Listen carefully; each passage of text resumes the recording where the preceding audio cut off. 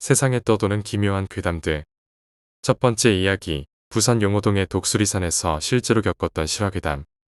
부산시 남구 용호동에는 오래전에 독수리들이 많이 살았다고 하는 독수리산이 있습니다.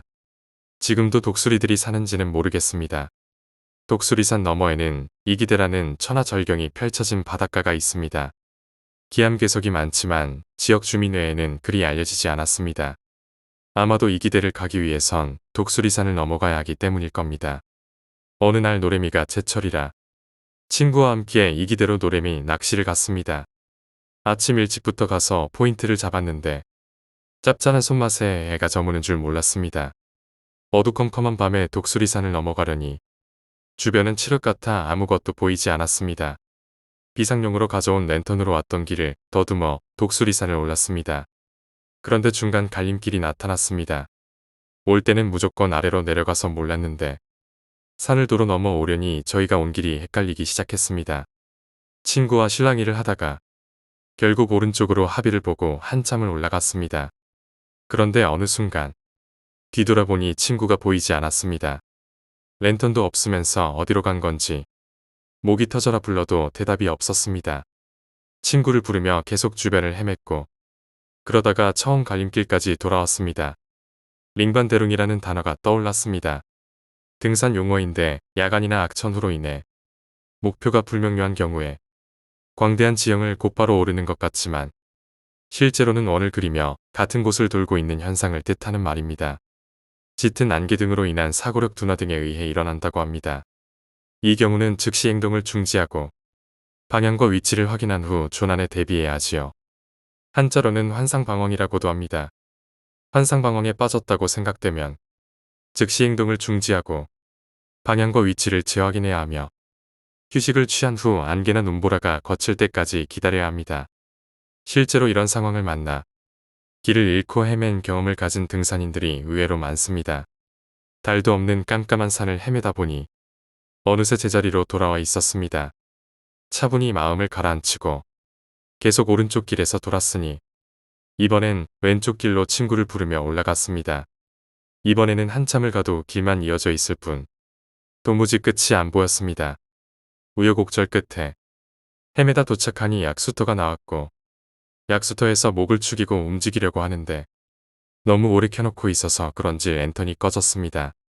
마침 구름 사이로 달이 희미하게 비쳤고 그 달빛을 따라 약수터에서 이어진 길을 따라 걸었습니다.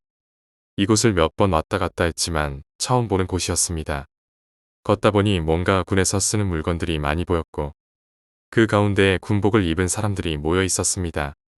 조금 이상하다고 생각되었지만 예비군일 거라 생각되어 길이라도 물어보려고 멀리 거리를 유지한 채 물었습니다.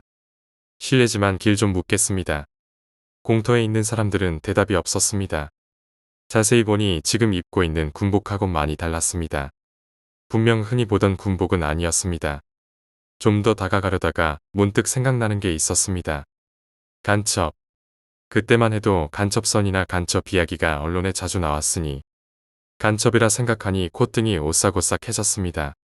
한 명도 아니고 5명씩이나 숨죽이고 한참 지켜보니 한 가지 이상한 점을 발견했습니다.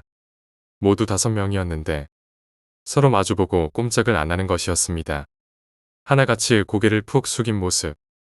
두려움 반, 호기심 반으로 좀 더 다가갔습니다. 10m 정도 되는 거리까지 다가가자 갑자기 5명이 일제히 제가 있는 쪽으로 고개를 돌렸습니다. 5의 얼굴을 보는 순간 심장이 덜컥거리며 숨이 콱 막혔습니다. 제가 본 것은 인간이 아니었습니다. 철모 속에 있는 것은 사람이 아니라 거무죽죽한 해골이었습니다. 자세히 보니 너덜너덜 군복도 다 헤어지고 땅에서 오랫동안 묻었다가 꺼낸 것처럼 너저분한 모습들이었습니다. 소름이 온몸을 뒤덮었습니다. 뒤돌아서 달아날 생각조차 나지 않았습니다. 엉덩방아를 찍고 뒤로 슬슬 기어갈 뿐이었습니다. 해골과 시선이 마주치자 눈도 깜박거릴 수 없고 시선을 외면하기가 상당히 어려웠습니다. 어느 순간에 해골들은 다시 서로를 바라보고 있었습니다. 전 간신히 힘을 내 독수리산을 거의 굴러서 내려왔습니다. 그러다 도착한 곳은 분뇨 처리장 근처였고 친구고 나발이고 택시를 잡아서 바로 집으로 돌아왔습니다. 지금이야 시들해졌지만 어머니 말씀으로는 며칠 동안 식은땀 흘리며 자다가도 몇 번이나 일어났었다고 합니다. 나중에 다른 사람들에게 이야기해주면서 알게 되었는데 용호동에는 예전에 일본군이 판 진지가 있었다고 합니다. 그래서인지 일본군의 망령이 자주 출몰한다는 동굴도 있다고 합니다. 저는 그렇게 일본군의 유령을 보고 혼비백산하여 집으로 돌아왔습니다. 그렇다면 저와 헤어진 친구는 어찌 되었을까요? 그 녀석과 다시 만난 것은 며칠 후였습니다. 그날 밤 친구는 분명히 제 뒤를 따라왔는데 나중에 보니 내가 온데간데 사라지고 없었다고 합니다. 제가 그날 지른 고함 소리를 자기는 절대로 듣지 못했다고 합니다. 오히려 친구가 절 찾는다고 고함을 질렀다고 우겼습니다. 뭐가 어떻게 돌아가는 건지 이제부터 친구의 이야기를 들어보고자 합니다. 너를 찾는다고 계속 앞만 보고 걸었어. 그렇게 산을 헤매다가 나중에는 길도 잃고 이상한 기분이 들어서 빨리 독수리산을 내려가려고 하는데 정신없이 내려가는데 멀리 가로등하고 민가가 한 채 있는 거야. 가까이 가니 큰 기와집에 잔치라도 하는 건지 사람들이 떠들썩하게 있었지. 혹시 내가 여기에 있는 건가 해서 들어가 봤는데 기와집에 수염이 길고 허연 할아버지들이 마루의 상을 돌아가며 앉아 있는 거야. 그런데 가운데에 앉으신 분이 많은 사람들 중에서 날 지목했어. 쉬어가라고 말씀하셨지. 돌아다니다 보니 배도 고파서 주는 대로 먹었지. 밥도 챙겨주고 상 위에는 음식들과 과일도 많았어. 그러다 잠이 들었나 봐. 아침에 일어나 보니 미치겠더라. 아무도 없는 초라한 작은 빈집에 나 혼자 있는 거야. 밤에는 큰 기와집이었는데 꿈이었나 싶어서 밖으로 나갔어. 그러다 문득 뒤돌아보는데 온몸에 소름이 돋으면서 움직일 수가 없더라. 거긴 빈집이 아니고 자그만 산신각이었나 봐. 그런데 어젯밤에 마루 상석에 앉았던 수염이 허연 할아버지가 탱화 속에서 미소 짓고 있더라고. 앞에는 전날 누가 죄를 지내고 간 뒤였는지 사과랑 배가 있었는데 누가 한 번씩 베어 먹은 자국이 있더라. 그날의 일을 자신이 필요하고 배가 고파서 헛것을 본 것이라고 주장합니다만 그날 이후 독수리산에 가자는 이야기를 하지 않습니다. 이야기를 요약하자면 친구와 노래 및 낚시를 하러 이기대에 갔다가 해가 저물어 독수리산을 넘어가는 길에서 친구와 헤어지게 됩니다. 주인공은 링반대룽 현상, 즉 환상방황을 경험하며 길을 잃고 헤매다가 이상한 군인 유령을 만나는 끔찍한 경험을 하고 극적으로 탈출합니다. 한편 친구는 주인공을 찾다가 이상한 잔치에 참여한 것 같은 꿈을 꾸고 아침에 일어나 보니 산신각에 혼자 있는 것을 발견합니다. 두 번째 이야기, 붙임머리 괴담. 두발 규정이 엄격했던 고등학교를 갓 졸업한 터라 짧은 단발머리로 사회생활을 하려니 은근히 스트레스가 되었습니다. 머리를 기르려고 했지만 너무 오래 걸릴 것 같아 여러 가지 방법을 알아보는데 붙임머리를 알게 되어 곧바로 시술하였습니다. 머리가 길어지니 여성스러워 보인다는 말을 듣게 되었고 그래서인지 자신감도 생기고 일상이 즐거워졌습니다. 그런데 시술하고 나서 며칠 후였습니다. 잠을 자다가 갑갑해서 눈을 뜨면 머리카락이 목에 감겨 있었습니다. 처음에는 익숙하지 못해서 자꾸 엉키나 보다 라고 생각했는데 매번 자다가 깨어나니 점점 짜증이 났습니다. 그래서 고무줄로 머리를 묶고서 옆으로 누워서 잠을 청했습니다. 그렇게 한참을 자는데 또 목이 갑갑했습니다. 눈을 떠보니 아니나 다를까 또 머리카락이 목에 감겨 있었습니다. 불을 켜고 머리끈을 찾았는데 머리끈이 끊어져 있었습니다. 찜찜한 기분이 심해졌지만 아깝기도 하고 긴 머리가 마음에 들었기 때문에 대수롭지 않게 넘겼습니다. 익숙해지면 괜찮을 거라 생각했기 때문입니다. 하지만 전 며칠도 못 가서 붙임머리를 떼버리고 말았습니다. 주말 밤에 혼자 컴퓨터 앞에 앉아 있는데 왼쪽 뺨이 간질간질해서 보니 바람에 머리카락이 얼굴을 스치고 있었습니다. 이상하게 바람이 많이 분다고 생각했는데 생각해보니 창문도 닫혀 있었고 방문도 닫혀 있었습니다. 소름이 돋아서 불을 켜려고 일어서는 순간 누군가가 뒷머리를 잡고 놔주질 않았습니다. 소리를 지르려는데 목소리도 나오지 않고 그렇게 정신을 잃었습니다. 다음 날 아침 일어나 보니 바닥에 붙임머리가 한 움큼 뽑혀서 널브러져 있었습니다. 실리콘으로 붙인 거라 열이 없으면 제거할 수 없는데 말입니다. 세 번째 이야기, 산부인과의 아기들. 저는 산부인과에서 일을 한 지 얼마 안 된 새내기 간호사입니다. 제가 일하는 병원 2층 복도 끝에는 관계자의 출입 금지라고 쓰여 있는 문이 있습니다. 그 문을 열면 당직실이 있고 수술실이 있습니다. 며칠 전에 겪은 일입니다. 하루 종일 고된 일을 마치고 당직실에 들어가 옷을 갈아입고 있었습니다. 당직실에는 수술실 방향으로 작은 창문이 하나 있는데 너무 피곤해서 정신이 없어 창문을 닫는 걸 잊었습니다. 여하튼 옷을 갈아입는데 창문으로 무언가 검은 물체가 지나갔습니다. 옷을 갈아입던 중이라 깜짝 놀란 저는 창문을 확 닫아버렸고 옷을 입고 다시 열어보니 그 검은 물체는 관계자의 출입 금지라고 쓰여진 문을 향해 갔습니다. 너무 놀라서 1층에 계신 의사 선생님께 여쭈어 봤습니다. 혹시 2층에 올라오신 적 있으세요? 라고 물었지만 2층에 올라가지 않았다고 답을 했습니다. 하지만 그날은 원장님의 회진이 없으신 날이고 2층에 올라온 사람이 없었기에 피곤해서 헛것을 봤다고 생각했습니다. 다음 날 출근해서 다른 선생님께 어제 일을 말씀드렸습니다. 그러자 그 선생님도 놀라워하셨습니다. 너도 봤니? 나도 기구를 씻으러 세면대에 있으면 뭔가 검은 물체가 지나가는 게 느껴지더라. 서너 번 본 것 같아. 관계자의 출입 금지라고 쓰여진 곳은 중절 수술 후에 아기들을 수술실의 냉장고에 넣어 놓는 곳입니다. 아기를 함부로 버리는 건 법적으로 금지되어 있어서 나중에 한꺼번에 폐기물을 처리하시는 분이 가져갑니다. 혹시 죽은 아기들이 외로운 나머지 떠돌면서 저희 눈에 보이는 건 아닐까 생각해 봤습니다. 네 번째 이야기, 밤의 손톱. 친구가 겪은 일입니다. 평소 잠을 잘 설치는 친구여서 새벽에도 자주 깨곤 했습니다. 그날도 잠을 자다가 새벽에 깼는데 안방에서 손톱을 깎는 소리가 들렸습니다. 그날은 아버지께서 출장에 가셔서 안방에는 어머니밖에 안 계셨는데 평소 어머니께서 밤에 손톱을 깎지 말라고 말씀하신 터라 왠지 이상하다고 생각했습니다. 더 이상한 건 손톱 깎는 소리가 오래 들렸습니다. 분명 10손가락을 다 깎고도 남을 시간이 지났는데 친구는 그 소리가 신경 쓰여서 잠을 이루지 못하다가 물이라도 마셔야겠다는 생각에 거실로 나왔습니다. 물을 마시고 돌아오면서 안방을 보니 어머니께서 책상 밑에서 쭈그리고 등을 돌린 채 손톱을 깎고 계셨습니다. 엄마, 거기서 뭐해?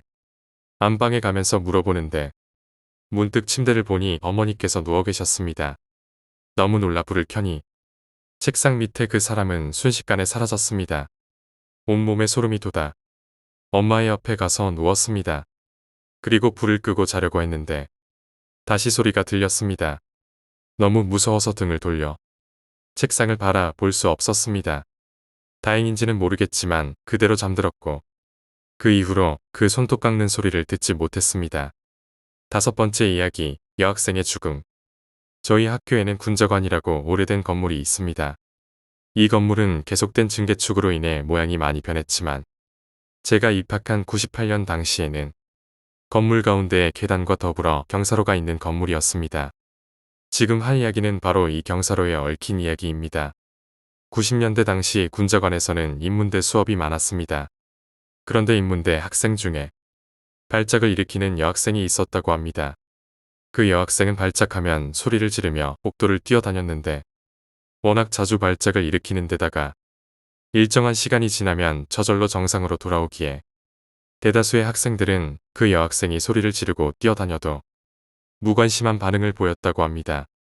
시험을 앞둔 어느 날 밤에 몇몇 학생들이 군자관에서 공부하고 있는데 그 여학생이 발작을 일으켜 소리 지르며 뛰어다니는 소리가 들렸다고 합니다. 공부하던 학생들은 짜증이 났지만 그냥 공부를 했고 어느 순간 갑자기 조용해지기에 별 생각 없이 공부를 계속했다고 합니다. 그런데 그날 새벽 순찰을 돌던 수희 아저씨는 군자관 2층과 3층 사이의 경사로에 피를 흘리며 쓰러져 있는 그 여학생을 발견했다고 합니다. 발견 당시에 이미 죽어 있었지만 몸은 따뜻한 상태였다고 합니다. 조사에 따르면 그 여학생이 3층 복도에서 발작을 일으켜 뛰어다니던 중에 경사로 근처에서 1층 시멘트 바닥으로 떨어져 중상을 입고 피를 흘리며 경사로를 기어 올라가던 중에 2층과 3층 사이에서 사망했다는 것입니다. 실족인지 투신인지는 불명확하지만 실족으로 인한 사고이고 3층에서 공부하던 학생들에게 도움을 구하기 위해 경사로를 기어간 것으로 추정하고 있습니다. 그리고 그 학생이 죽음이 잊혀진 1년 후에 어느 날에 밤늦게까지 군자관 1층에서 작업하던 어떤 여학생이 화장실을 가던 중에 어둡고 후미진 경사로를 기어 올라가는 여자를 보고 비명과 함께 기절한 사건이 발생했다고 합니다. 그 여학생은 자신의 비명을 듣고 달려온 사람들에게 긴 머리를 하고 경사로를 아주 느리게 기어 올라가는 사람 형태의 무엇을 봤다고 말했답니다. 그 후 밤에는 아무도 혼자 그 경사로에는 다가가지 않았다고 합니다. 그 이야기 이후에 저도 야간에는 되도록이면 경사로를 이용하지 않았습니다. 6번째 이야기, 대학교 괴담. 어느 대학교마다 괴담이 있기 마련입니다. 저희 대학교에도 괴담이 있는데 학교의 한 낡은 건물에 관한 이야기입니다. 학생회관처럼 쓰이는 3층짜리 오래된 건물로 너무 낡아서 구름 낀 날이면 낮에도 으스스한 느낌이 드는 곳입니다. 어느 날 학보사기자 A는 후배들과 학생식당에서 밥을 먹고 학보사 사무실로 가고 있었습니다. 그런데 그날따라 밥 먹으러 학생식당을 간 사이에 건물이 정전이 되어 A와 후배들은 어두운 복도와 계단을 따라 3층까지 걸어 올라가야 했는데 3층 계단을 올라 모퉁이를 도는 순간 모두들 흠칫 놀랐습니다. 마치 숨이 막혀 창백해진 것처럼 하얀 얼굴의 여자가 벽에 등을 기대고 쪼그려 앉아 무심한 눈으로 맞은편의 벽을 바라보고 있었습니다. A와 후배들은 그 여자를 보고 순간 흠칫 놀랐지만 아무렇지 않은 듯 지나쳐서 학보사 사무실로 들어갔습니다. 학보사 사무실의 문을 열고 들어가자 전기가 들어와 밝은 사무실에 비가 있었습니다. 정전이더니 언제 전기가 들어온 거야? 라고 말하자 비는 말했습니다. 무슨 소리야?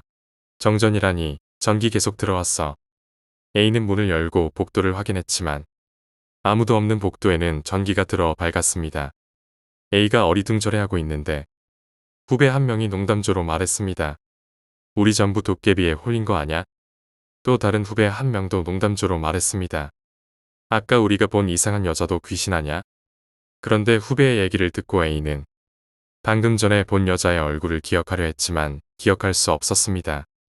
느낌이나 옷차림은 기억났는데 유독 얼굴만 기억나지 않았습니다. A가 후배들에게 그 여자의 얼굴이 기억나냐고 물었지만 모두 A처럼 얼굴만 기억하지 못했습니다. 그 후에도 그 여자가 나타날 때마다 정전이 난다고 하는데 아무도 그녀의 얼굴을 기억하지 못했습니다. 7번째 이야기, 부녀자 살인사건. 저희 어머니께서 겪으신 일입니다. 저희 어머니께서는 안산의 모 병원에서 약사로 근무하시면서 마약류 관리를 하셨습니다. 오래전에 안산에서 부녀자 무차별 살인 사건이 있었던 것 같습니다. 희생자가 상당히 많았던 것 같았는데 해가 지면 여자들은 집에 빨리 들어가기 일쑤였습니다. 그러던 어느 날 또 한 명의 피해자가 병원 응급실에 실려왔습니다. 칼에 여러 군데 찔렸다고 합니다. 당시 의사도 몇몇 없고 마취에도 없어서 어머니께선 마약 성분이 있는 마취약을 갖고 오라는 호출에 응급실에 급히 가셨습니다. 그런데 어머니께서 들어가고 약을 주사한 지 1분도 안 돼요. 심장박동체 크기가 멈추었습니다. 안타깝게도 숨을 거둔 것입니다. 그때였습니다. 죽었다고 생각했는데 여자가 말을 하기 시작했습니다. 범인은 중국인이고 고자에다가 범인의 인상착의와 은밀한 특징, 심지어 말도 더듬는다는 것까지 말하더랍니다. 어머니와 의사, 그리고 간호사 등 거기 있던 사람들은 아무 말도 못하고 있었습니다. 기계에선 삐하는 소리가 계속 나고 있었기 때문입니다. 이윽고 여자는 말을 멈추었는데 여전히 심장박동체 크기는 멈춰 있었습니다. 모두들 믿을 수 없는 일에 아무 말도 할 수 없었고 공연히 소문만 돌았습니다. 범인은 중국인이다. 범인은 고자다. 범인은 말더듬이다. 그리고 얼마 후 범인이 잡혔습니다. 범인은 정말 중국인이었는데 성불구자이고 말더듬이었습니다. 그 외에 사항도 죽은 여자가 말한 것과 일치했습니다. 8번째 이야기, 공중변소의 귀신. 제가 대학교 다닐 적에 겪은 일입니다. 지금은 사라졌지만 당시에는 동네마다 공중변소가 있었습니다. 당시 공중변소는 공중화장실이 아닌 말 그대로 변소여서 위생이 상당히 열악했습니다. 소변기도 없이 벽에다 소변을 누면 그대로 흘러가는 것입니다. 그래서 변소의 벽은 암모니아 냄새가 진동했습니다. 더 심한 건 대변을 볼 때였습니다. 앞뒤로 5칸씩 다닥다닥 붙은 뒷간의 똥통은 깊이도 파서 그 안에는 인물을 주식으로 살아가는 쥐들이 돌아다녔기에 떨어지기라도 하면 큰일이었습니다. 천장에는 시커머 랑거미집이 너덜너덜하게 있어 상당히 보기 안 좋습니다. 문짝도 다 떨어져 나간 상태고 똥통의 발받침은 나무로 만들어져 밟을 때마다 삐걱거립니다. 밤에 오면 천장에는 일반 백열등도 아닌 저가용 소형 백열등이 희미하게 깜박거립니다. 그나마 그거라도 꺼지기 일쑤라 밤에는 초를 켜고 대변을 봐야 합니다. 그날 밤 선배들이랑 삼겹살과 소주를 거나하게 먹고 막차를 타고 집으로 돌아오는 길이었습니다. 집은 버스 종점 근처여서 두어 정거장만 더 가면 되는데 갑자기 산동네를 지날 때 배에서 신호가 오는 것입니다. 간만에 삼겹살을 먹어서 배탈이 난 겁니다. 급했습니다. 배에선 천둥 소리가 들려오고 뺨에는 식은땀이 주르륵 흐르는 것이 도저히 참을 만한 성질의 것이 아니었습니다. 버스가 정류장에 서자마자 서둘러 변소를 찾아갔습니다. 근처 지리는 다 꿰고 있기에 공중변소가 아직 있기를 바라며 달렸습니다. 역시 허름한 공중변소는 그대로 있었습니다. 깜깜한 밤 희미한 조명에 의존하여 급한 대로 볼일을 보고 있는데 한여름인데도 스산하게 추위가 느껴지는 것입니다. 기분이 이상했습니다.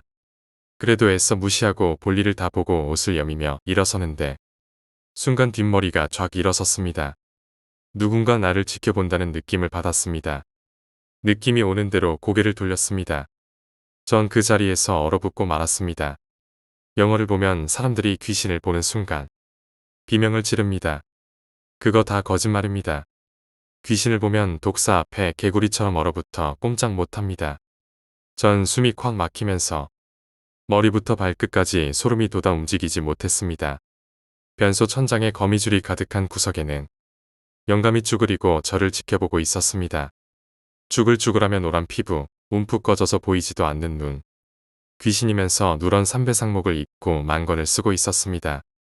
그 영감은 나를 한참 바라보다 검은 콩 같은 치아가 2개 박힌 입을 천천히 열면서 뭔가 말하려는 것 같았는데 점점 흐릿해지며 사라졌습니다.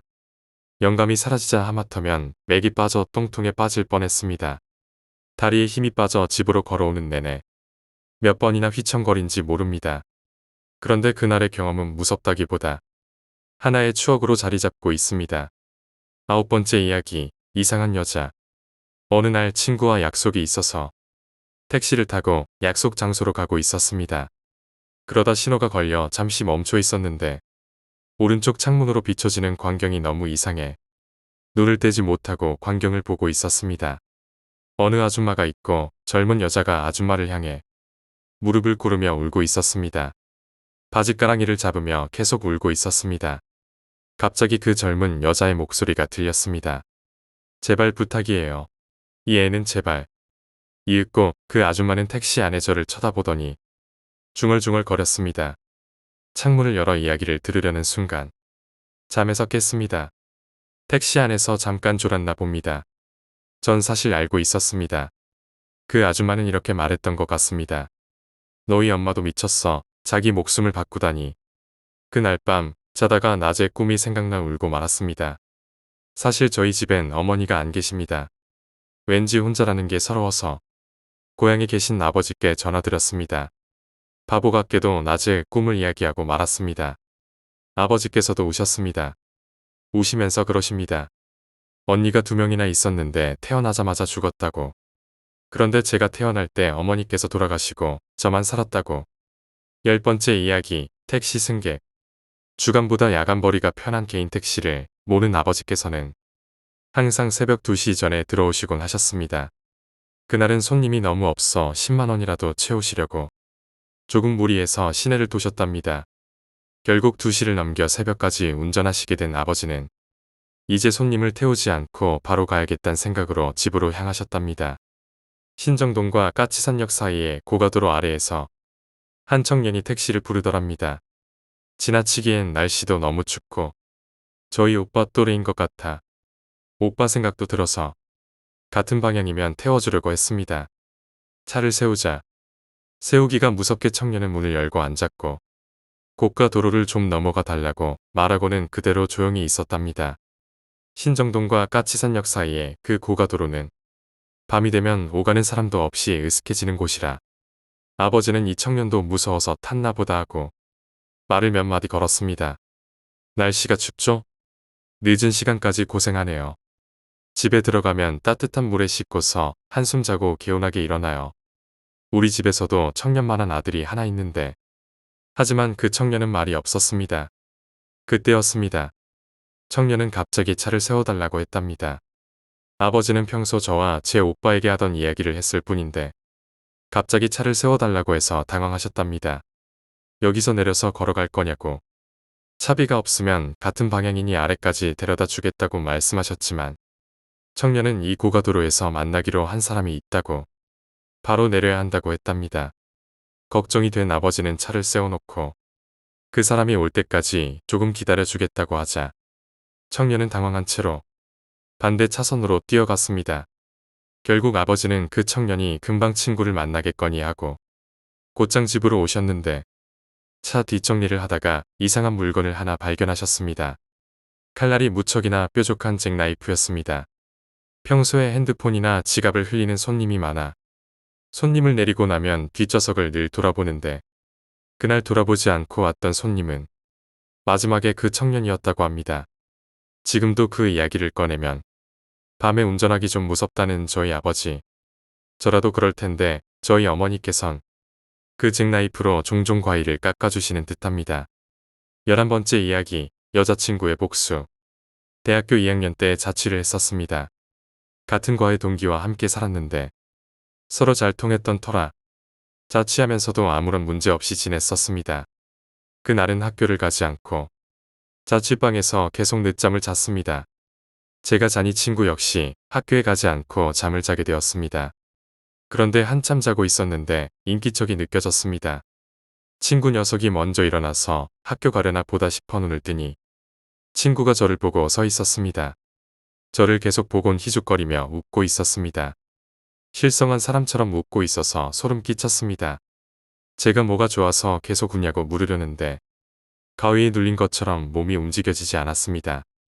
그런데 정말 소름 끼쳤던 건 친구가 절 쳐다보면서 웃고 있는데 친구의 등 뒤로 손이 조금씩 올라왔습니다. 손은 어깨 위로 올라와 급기야 목관절이까지 올라왔습니다. 저는 너무나도 당황스럽고 무서워서 아무 말도 못했습니다. 그저 바로 볼 수밖에 없었습니다. 검지 손가락에는 노란 매니큐어가 칠해져 있었습니다.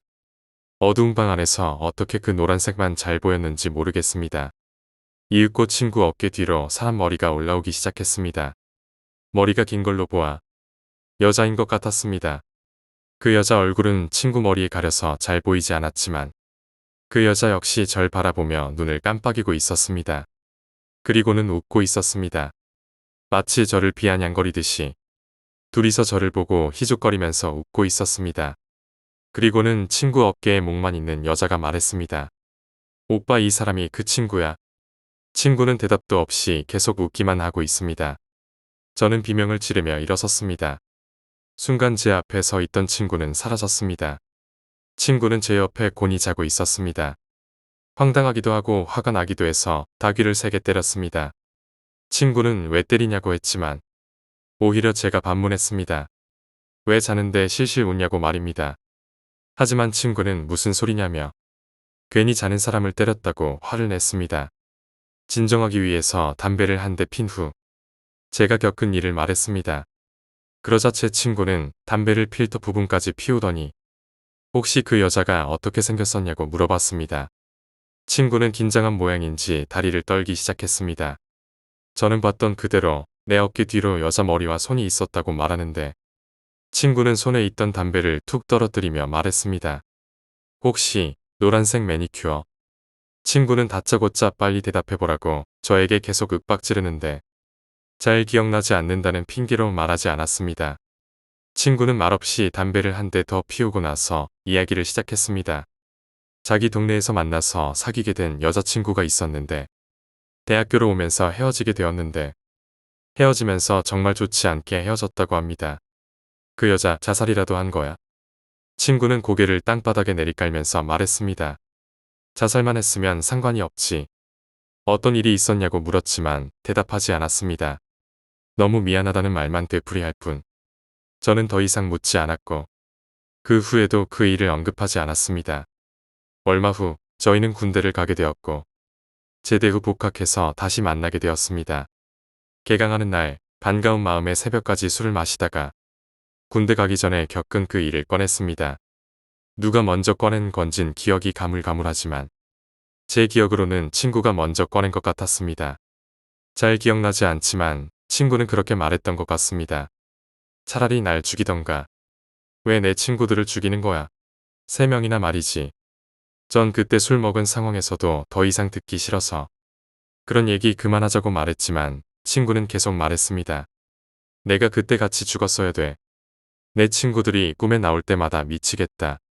이윽고 친구가 보여준 한 장의 사진. 한라산에서 친구와 그녀가 다정스럽게 어깨동무를 하고 있는 모습. 그녀는 친구의 어깨에 노란 매니큐어를 하고 있는 손을 걸치고 있었습니다. 전 아직도 생각합니다. 예전에 내가 봤던 그녀가 아닐까. 그리고 만약 그녀였더라면 그때 말했던 오빠 저 사람이 그 친구야. 그 말이 과연 무슨 뜻인지. 12번째 이야기 외할아버지의 죽음. 추석 전 날 밤늦게 어머니께 걸려온 전화를 받아보니 외증조부께서 돌아가셨다는 소식이었습니다. 자주 뵙던 분은 아니지만 할아버지 댁에 갈 때마다 어린 저를 귀여워해 주셨던 분이셨습니다. 다음날 추석에 부산의 모 병원 장례식장으로 가보았습니다. 처음 가본 장례식장이 신기하기도 해서 여기저기 둘러보았습니다. 친척들이 계신 곳은 제일 빈소였습니다. 다른 곳에는 아무도 없었습니다. 그런데 제일 빈소에서 화장실까지 가려면 제일 빈소를 지나야 했습니다. 대낮이었지만 사용되지 않는 곳이라 어두컴컴했습니다. 화장실을 가던 중 곁눈질로 제이 빈소 쪽을 보니 어두운 곳에 어떤 남자가 고개를 숙이고는 낙지를 우걱우걱 먹고 있었습니다. 호기심에 걸음을 멈추고 그 남자를 계속 보고 있었더니 남자가 먹던 것을 내려놓고는 고개를 들어 저와 눈을 마주쳤습니다. 외증조부였습니다. 너무 놀라 제일 빈소로 뛰어갔더니 저희 할머니께서 다른 친척분들과 이야기를 나누고 계셨습니다. 그 양반이 왠지 자기 죽을 거 알고 있었나 봐. 며칠 전부터 자기가 죽으면 제사상에 낙지를 올려달라고. 좋아하는 거니까 원 없이 먹고 싶다고. 며칠 전부터 낙지 타령을 하지 뭐야. 두려움을 참고 다시 제2빈소로 가봤지만 아무도 없었습니다. 그날이 추석이기도 해서 많은 친척분들이 계셨습니다. 밤샘 조문으로 인해 커피를 마시고 싶다는 분들이 많이 계셔서 커피들을 쟁반에 올려 가져다 드리고 있었습니다. 그런데 갑자기 귓가로 이런 목소리가 들렸습니다. 우리 손주가 타주는 커피나 마지막으로 마시고 갈까나. 저는 그 소리에 발을 헛디뎌 커피를 모두 쏟아버렸습니다. 친척들이 놀라며 일으켜주셨는데 이상하게도 커피를 쏟은 곳은 외증조부의 사진 위였습니다. 등 뒤를 돌아보았지만 제 뒤에 계셨던 분은 아무도 안 계셨습니다.